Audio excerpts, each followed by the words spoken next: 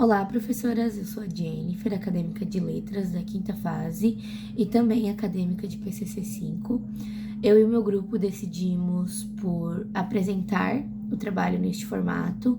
A ideia inicial seria apresentar via Google Meet e gravar e reenviar a apresentação para vocês, mas nós não conseguimos porque a ferramenta de gravar para nós acadêmicos não aparece mais.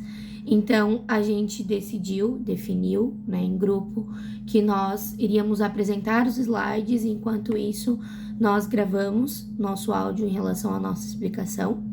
Sei que não é a melhor forma, não é o melhor método, porque a melhor coisa é a gente conseguir ver as expressões enquanto explica, né? Mas foi o método que a gente encontrou viável para este momento, já que todos nós moramos um longe da casa do outro. E também queríamos mostrar para vocês a nossa apresentação, que particularmente achei muito fofa. Então, nós vamos apresentar, né? A nossa apresentação, ela versa sobre uma discussão e reflexão em torno da roda de conversa e também o nosso documento principal estudado no semestre, né? Que é o PPP, o Projeto Político Pedagógico.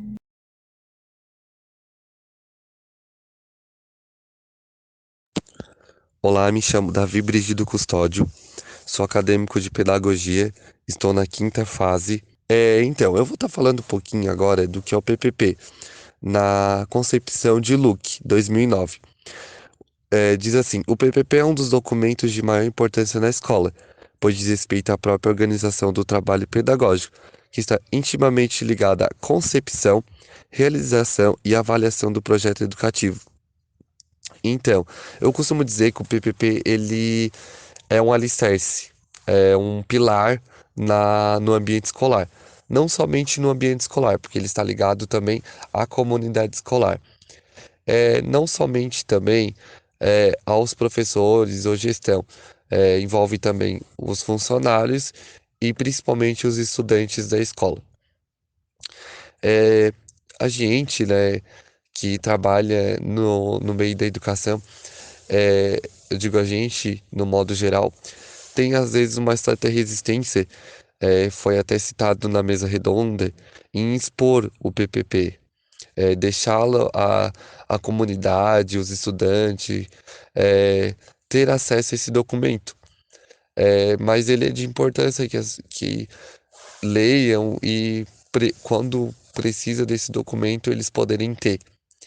E até como uma forma de registro e de estarem cientes também. O PPP, ele é criado assim para traçar metas e objetivos que podem ou não ser alcançados durante toda a trajetória escolar. Ele é de caráter instituinte, ou seja, ele pode e deve ser mudado, reformulado conforme as necessidades que houverem ou virem. Um exemplo disso é o período pandêmico, que muitas escolas teve que reformular o PPP para se adaptar ali a as mudanças de aula online, todo o período pandêmico que ocasionou algumas situações ali. Um dos fatos também, uma das ocorrências que foi citado na mesa redonda, é que junto com o PPP faça-se necessário falar também de planejamento, né? É, que sem planejamento que organize e dê sentido à unidade ao trabalho, as ações tendem a ser improvisadas, aleatórias, espontâneas, imediatistas, notadamente orientadas pelo ensaio e erro, condições que tanto prejuízos causam à educação, como diz Luke em 2009 na página 32. Então, a nossa vida, a gente precisa de planejamento, né? Não só no ambiente escolar. Então, todo dia é um dia diferente. Então, precisa ser planejado para não ter ações improvisadas ou aleatórias ou até mesmo equivocadas. Porque o ambiente escolar é cada dia é diferente, a prática é diferente. Então, tem certas situações que, se a gente não estiver preparado, e agir de forma aleatória, não vão ser resolvidas e podem até ocasionar mais problemas, né? Então, por isso, a importância de planejar, para que dá sentido também. Então, junto com o PPP, a gente tem essa ligação de planejamento. Boa noite, eu sou a Dionara Mafioletti, curso Licenciatura em Artes Visuais. Eu estou na quinta fase. Nós gostamos muito da fala da gestora Adriane Silva, que é o primeiro slide, que diz que o PPP é um lugar de todos. Citamos ali Libani, 2015, que diz que a construção e a participação coletiva do PPP é o principal meio de se assegurar a gestão democrática da escola, possibilitando o envolvimento de profissionais e usuários no processo de tomada de decisões e no funcionamento da organização escolar. A gestão democrática precisa efetivamente da participação coletiva da comunidade onde está inserida. Segundo o LUC 2009, o PPP é um documento de maior importância na escola, pois diz respeito à própria organização do trabalho pedagógico, que está intimamente ligada à concepção, realização e avaliação do projeto educativo. O PPP vai além de um agrupamento de planos de ensino e atividades, passando a ser uma ação intencional com um compromisso definido coletivamente, construindo e vivenciado por todos. A principal possibilidade de construção do PPP passa pela relativa autonomia da escola, de sua capacidade de delinear sua própria identidade. Isso significa resgatar a escola como espaço público, lugar de debate, de diálogo, fundado na reflexão coletiva. Pensando e refletindo então sobre a fala dos colegas, né, que abordam aí uma escola que é a prática, é a vivência da democracia, é a construção do coletivo, a gente dedica agora este momento para realmente falar um pouco sobre essa dicotomia, porque a gente sente que o espaço universitário é uma dicotomia, né? Nós estamos aprendendo a teoria, mas e a prática? E eu acho que o momento da roda de conversa foi este momento, né? De refletir sobre essa prática. A gente percebe nessa reflexão, quando a gente pensa sobre teoria, que é o que a gente está vendo dentro da universidade, e a prática, que foi o que os gestores trouxeram para a gente na roda de conversa, a gente fica bem, assim, extasiado, né? Com vontade de ir para as escolas. Porque muitas coisas se encontram, muitas coisas realmente são assim. Em nenhum momento, nas aulas de PCC, foi nos dito que tudo era lindo, tudo era belo, tudo era maravilhoso, né? A gente foi alertado sobre os problemas reais, a gente foi alertado sobre a falta de tempo dentro das escolas, porque nem sempre o ideal é o real, né? E a gente já tinha essa percepção através da teoria, né? E aí, o que a teoria também nos traz é a idealização, né? Aquilo que deveria ser. Ao contrário que o que a gente tem dos gestores é as possibilidades, a realidade. Então, a teoria para a realidade escolar são as possibilidades. Aonde eu posso chegar, né? Eu estou aqui, mas eu posso chegar lá no momento de construção coletiva, né? Trazendo a minha comunidade para dentro do PCC, do PPP, né? Perdão. E eu acho que isso é muito interessante, porque não desmerece nenhum dos lados. Eu acho que a gente tem meio que uma escadinha, sabe? Eu estou aqui, a professora Alonso falou muito sobre isso, sobre como eu posso evoluir dentro da minha escola enquanto gestor e como eu posso chegar aonde a teoria me dá, porque a teoria seria o ideal, aquele mundo espetacular, mas não significa que é impossível, né? A gente vai construindo conforme a nossa realidade, até porque o PPP é isso, o PPP é esse espaço para a gente incluir a nossa escola dentro da realidade em que ela está, porque a gente tem esse amparo, né, das coisas específicas, nenhuma escola é igual a outra, nenhuma realidade de comunidade é igual a outra. Então, eu acho que a teoria fala, né, sobre isso também. E eu vi muito isso, encontrei muito isso na fala dos gestores, por isso que eu antes, né, pensava que era uma dicotomia. Dois mundos, teoria versus realidade, né? Mas não, por algum momento eles se encontram, eles se conectam, apesar de serem distantes ainda, porque é difícil a gente ver a teoria realmente acontecendo na prática, a gente percebe que existe ligação, porque a realidade sempre está inspirada na teoria, né? A gente sempre precisa de uma base para chegar a um lugar. E eu acho que a teoria, que é o que a gente vinha aprendendo na disciplina e dentro da universidade, é o que baseia o que está acontecendo dentro das escolas, né? E também inspira, porque a gente tem uma coisa para evoluir, nós temos um caminho para seguir. Nesse próximo slide, então, a gente apresenta, né, nossa análise sobre uma das falas feitas na roda de conversa.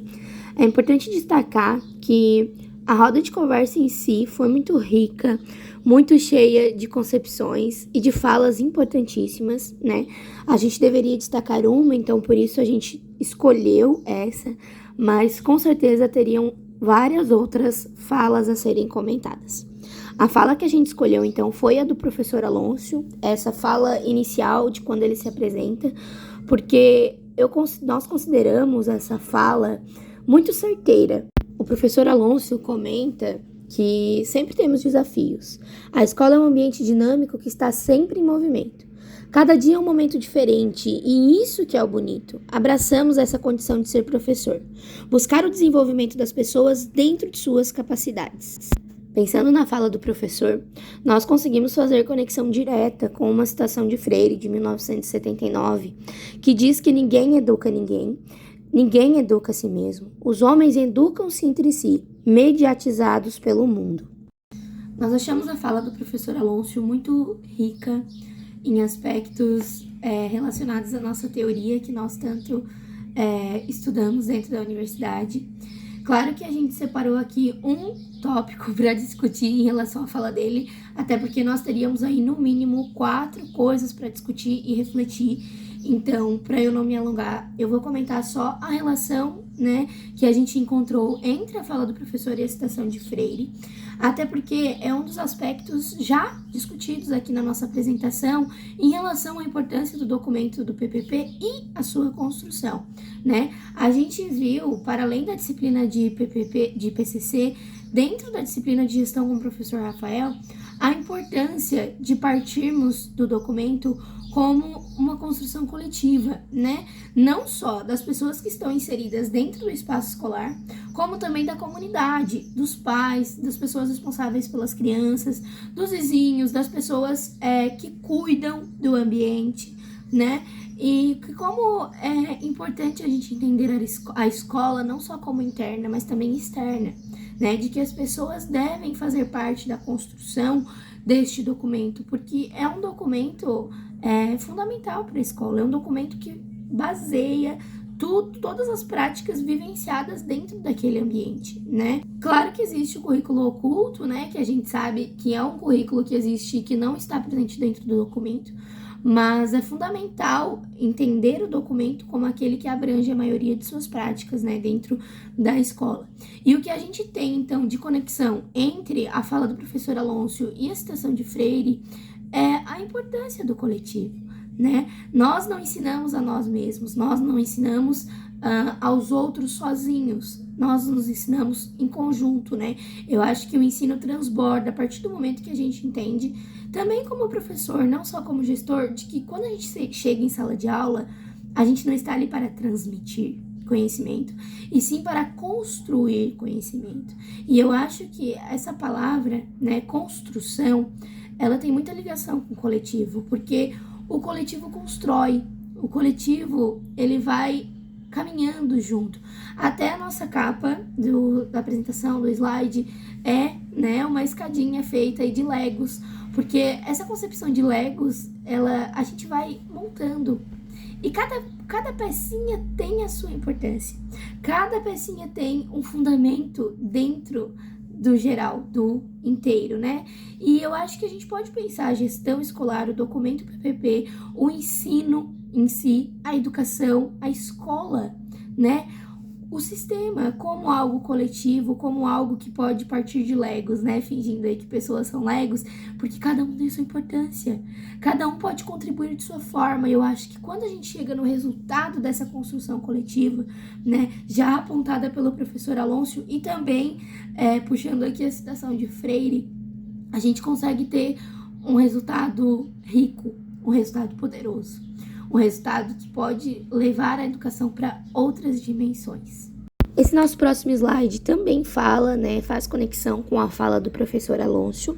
Em nenhum momento o professor Alonso falou realmente, sobre os processos permanentes, mas nós conseguimos fazer essa conexão a partir do momento que ele diz que a escola nos tira do eixo, A escola nos provoca porque estamos sempre de frente com algo novo, com uma dificuldade ou com um desafio, com algo que a gente nunca viu antes. E a gente pensou então aqui em abordar a importância dos processos permanentes, Primeiro aqui processo permanente como formação continuada, seja ela, com essa questão de sempre procurar evoluir, Porque se a escola é um movimento, as pessoas que estão inseridas dentro do ambiente escolar também devem estar sempre em movimento, Este é o momento, então, de a gente refletir sobre a nossa prática, tanto como gestores, quanto professores, quanto alunos, e demais participantes do ambiente escolar, refletir sobre aquilo que nós praticamos dentro da escola, como está refletindo no ensino dos nossos alunos, Então, esse processo de autoavaliação mesmo, de a gente perceber, ter essa noção de que como as coisas estão indo, se de fato estão sendo positivas ou negativas.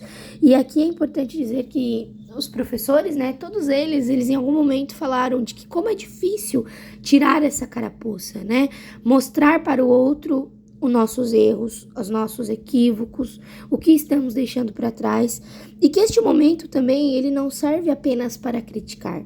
Crítica por crítica a gente deixa guardado dentro de uma gaveta, mas em algum momento todos eles falaram, poxa, como foi importante essa roda de conversa para eu perceber que eu preciso me dedicar mais aqui, mais ali. De outra forma, eu preciso ter um olhar específico para o documento, por exemplo, Uma fala muito marcante foi a da professora Ingrid, que disse que em algum momento ela preparou o documento meio que sozinha, Ela tomou a frente, alguém tinha que fazer, então ela foi lá e fez. E ela conseguiu perceber na roda de conversa que como é importante abrir o espaço. Também ouvir o outro. O professor Alonso falou muito que o espaço da gestão é o espaço da escuta, de ouvir e perceber.